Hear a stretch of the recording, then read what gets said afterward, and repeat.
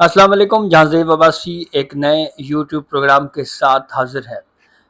Justice جمال مندوخیل اور justice نعیم اختر افغان کی جانب سے عام شہریوں کے 9 مئی کے واقعات میں ملوث جن کے فوجی عدالتوں میں ٹرائل ہوئے، ان ٹرائل کو غیر آئینی غیر قانونی قرار دینے کے حوالے سے جو ان کا اختلافی تفصیلی فیصلہ ہے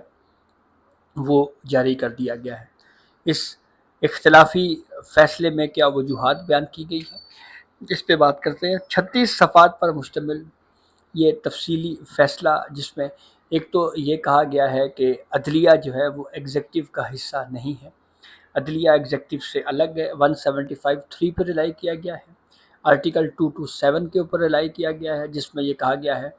کہ قرآن و سنت کے خلاف کوئی قانون سازی نہیں ہو سکتی، اور آرٹیکل 2A پر انحصار کیا گیا ہے. تو تفصیل میں آپ کو بتاتے ہیں کہ اس وجوہات جو ہیں وہ اس فیصلے میں کیا بیان کی گئی ہیں. تو ریکویسٹ آپ سے یہ ہے کہ چینل کو سبسکرائب ضرور کر لیں تاکہ نئی آنے والی ویڈیو یا اپڈیٹ آپ کو بر وقت مل سکے. وجوہات اس دو ججز کی جانب سے جو اختلافی تفصیلی وجوہات سامنے آئی ہیں، اس میں ایک تو جسٹس جمال مندوخیل اور جسٹس نعیم اختر افغان کی طرف سے یہ کہا گیا ہے کہ اب 1973 کے آئین کے بعد کی جو صورتحال ہے وہ تبدیل ہو چکی ہے، کیونکہ F B L E case جس پہ کورٹ پروسیڈنگ کے دوران بھی خاصی بحث رہی. کورٹ نے یہ کہا ہے کہ F B L E case جب اس وقت اس کیس پر جو فیصلہ ہوا اس وقت 1962 کا آئین تھا، اور اب کیونکہ 1973 کا آئین ہے اس لیے اب یہ کیس فرسٹ امپریشن کا ہے. تو اس لیے ہم اس کیس کو 1973 کے آئین اور 1973 کے آئین کی جو دفعات ہیں ان کی روشنی میں ہم اس کو دیکھیں گے. اسلامک جورسپروڈنس کے حوالے دیے گئے ہیں کہ اسلام میں جو ہے وہ جسٹس سسٹم جو ہے وہ کیا تھا. اس میں بھی یہی بات تھی کہ جو حکومت ہے یا جو ایگزیکٹو ہے اس سے عدلیہ اس کے اثر و رسوخ سے بالکل آزاد اور الگ رہے گی. اور پھر ساتھ یہ بھی کہا گیا ہے کہ عدلیہ کی آزادی سے متعلق عالمی اصول کے میں یہ ہے کہ آئین پاکستان کے دیباچے میں بھی قراردادی مقاصد کے اصول اور دفعات کو آرٹیکل 2A کے ذریعے جو ہے وہ شامل کیا گیا ہے. اور اس میں یہ کہا گیا ہے کہ عدلیہ کی آزادی کو مکمل طور پر یقینی بنایا جائے گا. عدلیہ کی آزادی سے مراد ہے کہ عدالتیں اور جج اپنے فرائض بلا خوف و خطر، غیر جانبداری، بغیر کسی دباؤ کے، بغیر کسی رعایت کے، بغیر کسی اندرونی یا بیرونی مداخلت کے آزادانہ طریقے سے اپنے فرائض سر انجام دیں گے، خواہ یہ دباؤ انتظامی سائٹ پہ مقننہ دہشت گردوں، بااثر افراد یا خود عدلیہ کے اندر سے ہی کیوں نہ ہو. اور اس کا مقصد یہ ہے کہ ایک منصفانہ اور جمہوری معاشرے کو تاکہ یقینی بنایا جا سکے.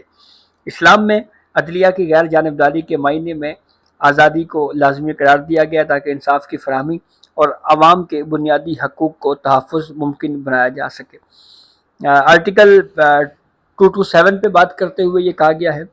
کہ قرآن و سنت کے خلاف جو ہے وہ کوئی قانون نہیں بنایا جا سکتا. یہ ریاست کی آئینی ذمہ داری ہے کہ وہ عدلیہ کی مکمل آزادی کو محفوظ بنائے اور اس بات کو یقینی بنائے کہ عدلیہ کسی بھی اتھارٹی یا ریاست کے کسی ادارے کے تابع نہ ہو، اور کوئی بھی قانون جو عدلیہ کی آزادی کو مجروح کرتا ہے یا اسلامی احکامات کے خلاف وہ آئین کے آرٹیکل 227 کی خلاف ورزی تصور کیا جائے گا اور کالعدم قرار دیا جائے گا. اسی طریقے سے جو ایگزیکٹو کا جوڈیشل سسٹم سے الگ ہونے کے حوالے سے بات کرتے ہوئے کہا گیا ہے کہ 1973 سے قبل جو ہے وہ آئین میں ایگزیکٹو عدلیہ کا نظام رائج تھا جو دیوانی اور فوجداری مقدمات کی سماعت کرتی تھی. 1962 کے آئین میں آرٹیکل 175 کے ذیلی شق 3 جو ہے وہ یا اس جیسی مماثلت رکھنے والی کوئی شق نہیں تھی، اس لیے عدلیہ کو انتظامیہ سے الگ کرنے کا اس وقت کوئی تصور نہیں تھا. عدلیہ کے ارکان یا تو انتظامیہ کا حصہ ہوتے تھے یا اس کے ماتحت،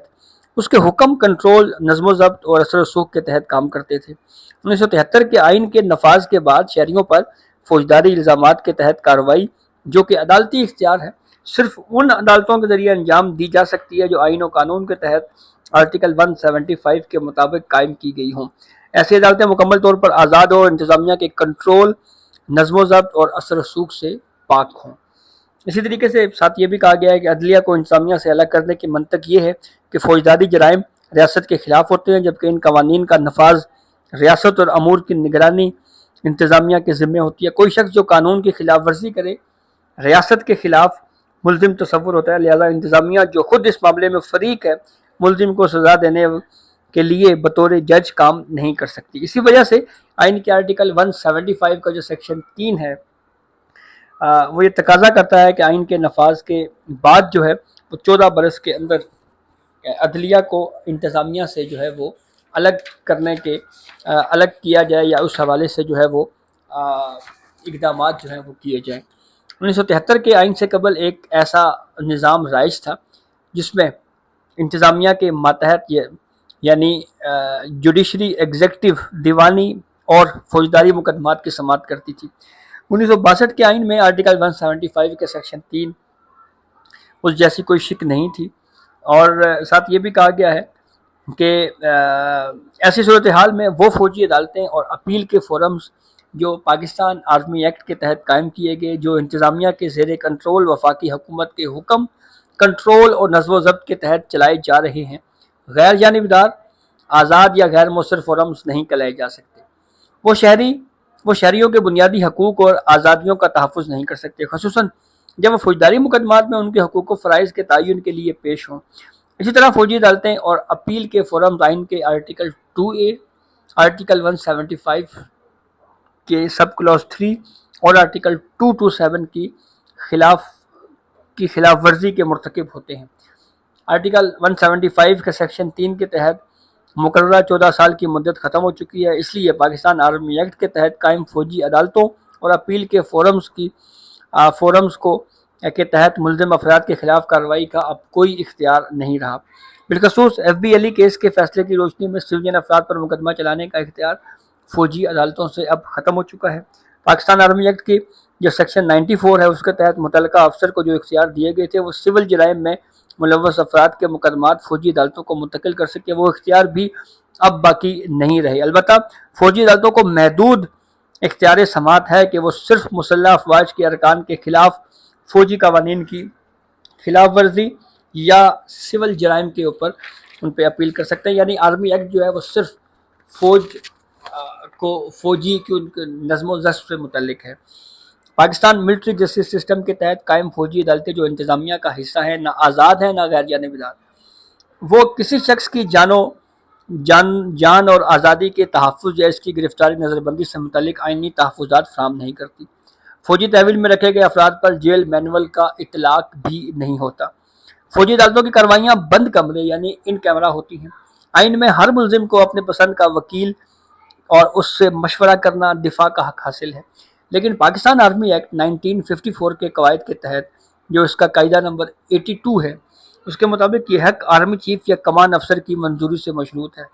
یہ بنیادی حق آئین کے آرٹیکل 10 کی ذیلی شق 1 کے تحت حاصل ہے، جسے مشروط نہیں کیا جا سکتا۔ اس بینچز کے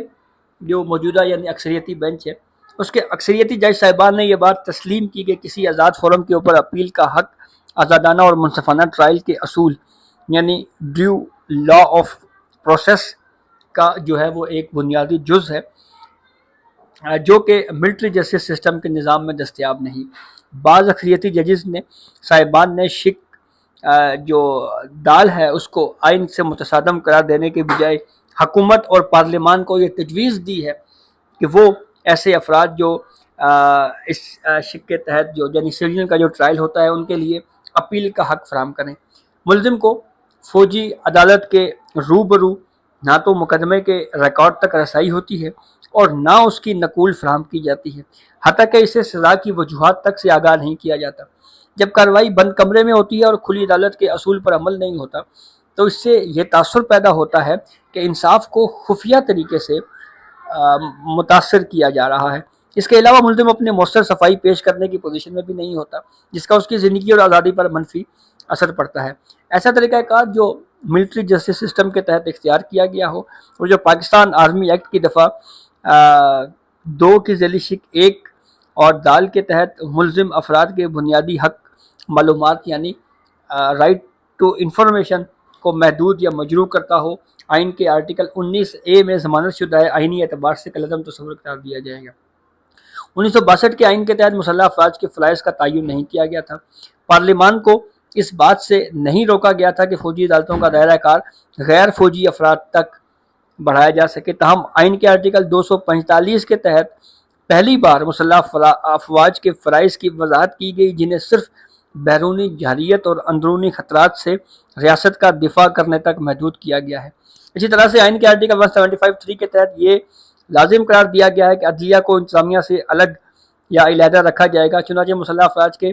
فرائض میں عام شہریوں کے لیے عمومی فوجداری جرائم پر مقدمات چلانا شامل نہیں ہے۔ یہ قانون مسلمہ اصول ہے کہ اگر آئین یا قانون میں سے کسی ادارے یا فورم کے اختیارات یا دائرہ کار کی وضاحت کر دی جائے یا اس حد سے زیادہ تجاوز کرنا دائرہ اختیار سے باہر ہوگا۔ قانون سازی کا اختیار پارلیمان کو آئین سے حاصل ہوتا ہے، لہذا پارلیمان ایسی کوئی قانون سازی نہیں کر سکتی جو آئین کی جو مقرر کردہ حد ہے اس سے باہر ہو۔ اسی طرح سے جسٹس جمال مندوخیل اور جسٹس نعیم اختر افغان کے ان اختلافی نوٹس میں مزید یہ کہا گیا ہے کہ پاکستان آرمی ایکٹ کا جو سیکشن 2 ہے اس کی ذیلی شق 1 اور 2 میں دفعہ 59 کی ذیلی شق 4 کا اضافہ کر کے پارلیمان کی جانب سے فوجی عدالتوں کو سویلین افراد کے خلاف مقدمات چلانے کا اختیار دینا دراصل مسلح افراد کی غیر آئینی فرائض سے تجاوز ہے۔ مزید برآں جب فوجی عدالتیں عام نوعیت کے فوجداری مقدمات کا فیصلہ کریں گی تو اس سے ان پر سخت تنقید ہوگی، خواہ فیصلہ سزا ہو یا بریت کا۔ اس کا نتیجہ یہ ہوگا کہ عوام کا فوج پر سے اعتماد بھروسہ مجروح ہوگا، جس کا آئینی کردار صرف ملک کا دفاع اور تحفظ ہے، نہ کہ عدالتی امور سے انجام دینا۔ یہ صورتحال ان کی دفاعی کارکردگی کو بھی متاثر کرتی ہے۔ ایسے سویلینز پر مقدمات کا فوجی عدالتوں کے ذریعے چلایا جانا جو انتظامیہ کے ارکان پر مشتمل ہوں، آئین کے آرٹیکل 245 کے تحت مسلح افواج کو دیے گئے اختیارات اور فرائض سے تجاوز ہے۔ پھر اس کے بعد یہ بھی کہا گیا ہے اختلافی نوٹ میں کہ عام طور پر غلط تاثر دیا گیا ہے کہ جیسے سویلین عدالتیں دہشت گردی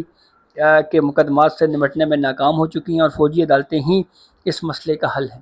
در حقیقت فوجی عدالتیں صرف انہی افراد کے خلاف مقدمات چلانے کے لیے قائم کی جاتی ہیں جو پاکستان آرمی ایکٹ کے تحت فوجی جرائم اور عام جرائم کے مرتکب ہوں، دہشت گردی یا دیگر فوجی مقدمات سے متعلق معاملات کو نپٹانے کا اختیار نہ رکھتی ہوں۔ سال 2015 جو ملک میں ایک وار کی صورتحال تھی، دہشت گردی پر قابو پانے کے لیے قانون ساز ادارے نے فیصلہ کیا کہ فوجی عدالتوں کا دائرہ کار دہشت گردی سے متعلق مقدمات تک بڑھایا جائے۔ اس نتیجے میں 2015 میں 21ویں آئینی ترمیم متعارف کروائی گئی۔ اس ترمیم کے تحت پاکستان آرمی ایکٹ میں تبدیلی کی گئی اور فوجی عدالتوں کو ان جرائم پر بھی مقدمات چلانے کا اختیار دیا گیا جو اس سے پہلے اس قانون میں شامل نہیں تھا۔ ابتدائی طور پر یہ اختیار 2 سال کے لیے دیا گیا، جسے بعد میں 2 سال مزید توسیع دی گئی، یعنی 2019 تک۔ اس کے بعد فوجی عدالتوں کو غیر فوجی عدالتوں پر مقدمات چلانے کا اختیار حاصل نہیں رہا۔ یہاں یہ سوال پیدا ہوتا ہے کہ 21ویں آئینی ترمیم کے بعد دہشت گردی کے خاتمے کا مطلوبہ ہدف کیا حاصل ہو گیا؟ یہ ایک حقیقت ہے کہ مقررہ 4 سالہ مدت کے دوران فوجی عدالتوں نے کئی خطرناک مجرموں اور دہشت گردوں کے خلاف مقدمات چلائے، لیکن بدقسمتی سے حالات میں بہتری نہ آئی اور دہشت گردی کا مکمل خاتمہ نہ ہو سکا۔ یہ بالکل فطری بات ہے، کیونکہ ان مجرموں پر مقدمات چلانا اور قانونی کارروائی کرنا فوجی افسران کا کام نہیں تھا۔ یہ بات بالکل درست ہے کہ فوجی عدالتوں میں سزا کی شرح کم ہے، لیکن اس کا یہ مطلب ہرگز نہیں کہ ان عدالتوں میں انصاف فراہم کرنے کا عزم یا اہلیت نہیں ہے۔ سپریم کورٹ جو اس کی ماتحت عدالتوں کے فیصلوں کا دائرہ اختیار کا جائزہ لیتی ہے، ہم نے مشاہدہ کیا ہے کہ زیادہ تر بریت کے فیصلے بے بنیاد اور سیاسی بنیادوں پر قائم مقدمات، ناقص اور غیر پیشہ ورانہ تفتیش، کمزور پروسیکیوشن، ناکافی یا عدم موجودگی گواہان کی وجہ سے ہوتے ہیں۔ موجودہ اپیلیں وفاقی حکومت، پنجاب حکومت اور حکومت بلوچستان کی طرف سے دائر کی گئی ہیں۔ بدقسمتی سے ایسا معلوم ہوتا ہے کہ ان حکومتوں نے فوجداری عدالتوں پر سے اعتماد اور بھروسہ کھو دیا ہے۔ ہمیں یہ کہنے میں افسوس ہو رہا ہے کہ یہ منتخب حکومتیں بجائے اس کے کہ وہ سیاسی بنیادوں پر قائم بے بنیاد مقدمات کو ختم کریں، تفتیشی نظام کو بہتر بنائیں، سچے گواہان کے حصول اور تحفظ کے لیے مؤثر نظام وضع کریں، جج صاحبان کو محفوظ اور آزاد ماحول فراہم کریں اور عدالتی نظام کو بہتر بنائیں۔ فوجداری عدالتوں پر عدم اعتماد کا اظہار کیا انہوں نے، اور فوجی عدالتوں کو یہ بھاری ذمہ داری سونپ دی گئی۔ فوجی عدالتوں کے صدارت کرنے والے افسران اگرچہ عسکری معاملات کو نپٹانے میں مہارت رکھتے ہوں گے، لیکن انہیں فوجداری مقدمات جن میں سنگین سزائیں دی جاتی ہیں کے سلسلے میں عدالتی مہارت یا تجربہ حاصل نہیں ہوتا۔ فوجی عدالتوں کو ان عدالتی افسران کے برابر نہیں سمجھا جا سکتا جو نہ صرف قانون کی کف سے فارغ التحصیل ہوتے ہیں، بلکہ ان کا واحد کام انصاف کی فراہمی کرنا ہوتا ہے، اور انہیں وسیع عدالتی تجربہ بھی حاصل ہوتا ہے۔ وہ آزاد، غیر جانبدار اور انتظامیہ کے اثر، احکامات یا کنٹرول سے آزاد ہوتے ہیں۔ وفاقی اور صوبائی حکومتیں بجائے اس کے کہ دہشت گردوں کی وجوہات کو سمجھیں، ان کے وقوع سے پہلے روک تھام کے اقدامات کریں، فوجی عدالتوں کے ذریعے اپنے مقاصد حاصل کرنا چاہتی ہیں جو درست طریقہ نہیں ہے۔ یہ توقع کرنا کہ فوجداری عدالتیں بغیر ثبوت اور شواہد کے کسی ملزم کو محض الزامات کی بنیاد پر سزا دیں گے، قدرتی انصاف، منصفانہ سماعت اور قانونی طریقہ کار یعنی ڈیو پروسیس کے سراسر خلاف ورزی ہوگی۔ ہمیں یہ بات سمجھ نہیں آتی کہ جب استغاثہ کے پاس ثبوت موجود نہ ہو اور ملزم کی سزا کا امکان نہ ہو تو آخر فوجی عدالتیں اسے کیسے سزا دے سکتی ہیں؟ ہمیں پورا یقین ہے کہ اگر مقدمات کی تفتیش صحیح طریقے سے کی جائے، ٹھوس شواہد کے ساتھ کی جائے، تو کوئی وجہ نہیں کہ مجرم قانون کی گرفت سے بچ نکلیں۔ یہ وہ اختلافی نوٹ ہے جسٹس جمال خان بندوخیل اور جسٹس نعیم اختر افغان کا، جس پہ انہوں نے کرٹیسائز کیا اور یہ کہا ہے کہ سویلین کا کورٹ مارشل فوجی عدالتوں میں نہیں ہو سکتا۔ ہاں، آرمی ایکٹ جو ہے وہ آرم فورسز سے متعلق ہے، اور وہ اس حد تک جو سیکشنز ہیں آرمی کی ان کو اس سیکشن کو بحال کیا گیا ہے۔ یہ اقلیتی ویو ہے، یہ ڈائسنٹ اختلافی رائے ہے 5 ججوں کا۔ جو اکثریتی فیصلہ ہے وہ بھی آنا باقی ہے، جس میں انہوں نے وجوہات بتانی ہیں کہ 5 ججز کیوں اس نتیجے پر پہنچے کہ سویلین کا 9 مئی کے واقعات میں ملوث سویلین کا فوجی عدالتوں میں ٹرائل کیا جائے۔ دوسری انٹرسٹنگ بات یہ ہے کہ 45 دن کا وقت تو دیا گیا ہے اکثریتی فیصلے میں کہ یہ ملزمان جو ہیں وہ اپیل کر سکتے ہیں، لیکن پارلیمنٹ نے قانون سازی کے حوالے سے اب تک کی اطلاعات تو یہ آ رہی ہیں کہ ایسا کوئی قانون نہیں بن رہا۔ ہاں، آگے چل کے کیا اس کے اوپر کوئی اقدامات کیے جاتے ہیں نہیں کیے جاتے، یہ بہرحال آنے والا وقت ہی بتائے گا۔ تو یہ اب تک کی اپڈیٹ تھی جسے ہم نے آپ کو آگاہ کیا۔ بہت شکریہ۔